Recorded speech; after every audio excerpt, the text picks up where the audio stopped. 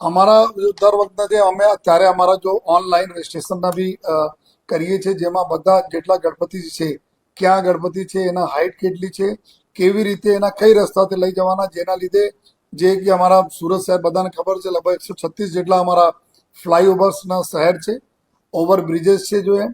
તો આમાં બ્રિજના હાઇટ જોતા અને મૂર્તિના હાઇટ જોતા અમે કઈ રૂટથી એના લઈ જઈએ. અમારી જો ટોરેન્ટના લાઈન છે, જીબીએમઆઈ લાઈન છે, જેટકોના લાઈન છે, એના બી કોઈ તકલીફ નહીં પડે, કોઈ કરંટ વગેરે નહીં આવે.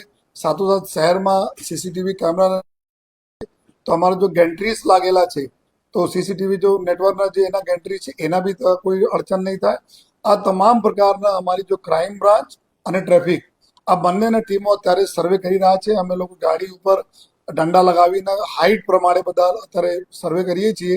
આ જ પ્રમાણે અમે લોકો રૂટ આપીને તમામ વિસર્જનની પ્રક્રિયા કરાવીશ. અને જો અમારા એવા વિસ્તારોમાંથી ગણપતિ નીકળે છે જે અમારા માટે અગત્યના હોય છે, એના અર્લી મોર્નિંગ, જો ગત વર્ષોના જેમ એના અર્લી મોર્નિંગ અમે લોકો એના વિસર્જન માટે લઈ જઈએ, જેથી એના લીધે જો બીજા ગણપતિજીના પ્રોસેસનમાં કોઈ તકલીફ નહીં પડે.